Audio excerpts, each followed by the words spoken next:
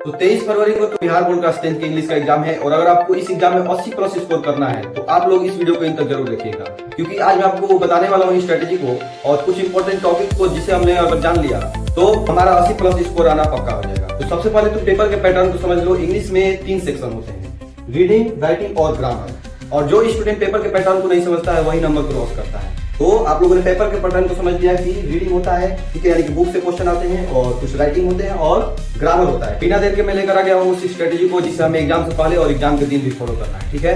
तो देखिए, जो हमारा राइटिंग होता है, राइटिंग का सिस्टम, उसमें सबसे ज्यादा इजी स्कोरिंग होता है, ठीक है। एग्जाम में हर साल उस पे एक ही जैसे बेस्ट क्वेश्चन को देते रहता है। तो राइटिंग का सेशन में हम लोग को लेटर, पैराग्राफ और एप्लीकेशन को अच्छे से तैयार कर लेना है। घर पे पहले से ही एक पेज को लिख लेना है, क्योंकि ये 5-5 10 नंबर मिलता है और केवल फॉर्मेट को हम लोग याद रखना है, पूरा का पूरा याद नहीं रखना है, केवल फॉर्मेट को याद रखना है और उसी फॉर्मेट में हर साल उसी पे बेस्ट क्वेश्चन आते ही रहता है। तो इसमें हमारा नंबर आसानी से बिल्कुल भी मिल सकता है और ये इजी स्कोरिंग है। दूसरा हमारा है ग्रामर, और ये जो होता है गेम चेंजर होता है। ग्रामर से जो होता है ऑब्जेक्टिव में बहुत सारे क्वेश्चन आते हैं और इजी आते हैं, और मैं उन चैप्टर को बता देता हूँ जिससे अगर आपने केवल पढ़ लिया है तो उससे बाहर क्वेश्चन आएगा नहीं। टेंस, वॉइस, नरेशन, प्रीपोजिशन और सबसे ज्यादा स्कोरिंग सब्जेक्ट वर्ब एग्रीमेंट। इससे 10 से 15 क्वेश्चन हर साल देखे जाते हैं सब्जेक्ट वर्ब एग्रीमेंट से। और अगर आप लोगों ने इन केवल ग्रामर के टॉपिक्स को क्लियर कर लिया है तो आप लोग का इंग्लिश ग्रामर में बहुत सारे क्वेश्चन जो है एग्जाम में ऑब्जेक्टिव बन जाएंगे।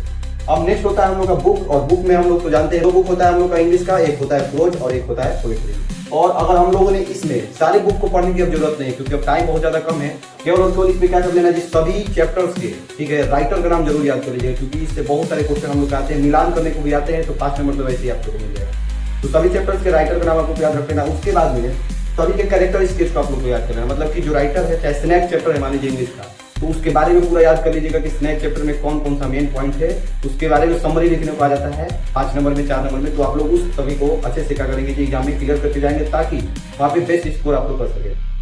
और जो होता है क्वेश्चन आंसर, इंपॉर्टेंट केवल क्वेश्चन आंसर को पढ़ लेना है कुछ चैप्टर्स के ही, जो कि हम लोग को बहुत ही ज्यादा स्कोरिंग रहेंगे एग्जाम के लिए, ठीक है। तो इंग्लिश में आप लोगों ने समझ लिया कि हम लोग क्या क्या कर लेना है। और देखिए, जो इंग्लिश का एग्जाम होगा उस दिन आप लोग एकदम फ्रेश माइंड से रहिएगा, बिल्कुल भी घबरा के नहीं जाएगा कि हम लोगों ने अभी पढ़ा नहीं है, चाहे सिलेबस कंप्लीट नहीं हुआ है। मैंने जितना बताया केवल उतना कर लो और इंग्लिश में फ्रेश माइंड से एकदम जाकर एग्जाम को देना है। तो आप लोगों ने एकदम अच्छे से जान लिया है कि एग्जाम के एक दिन पहले और एग्जाम के दिन हम लोग को क्या क्या करना है जी। और आप लोग को इंग्लिश में बिल्कुल भी डरने की जरूरत नहीं है, केवल स्मार्ट स्ट्रेटेजी को लगा के पढ़ने की जरूरत है। इससे हम लोगों का 80+ अंक आना एकदम पक्का है। और अगर आपको ये वीडियो हेल्पफुल लगा है तो अपने दोस्तों को भी शेयर कीजिए, ताकि उनका भी इंग्लिश में अच्छा से अच्छा मार्क्स प्राप्त हो।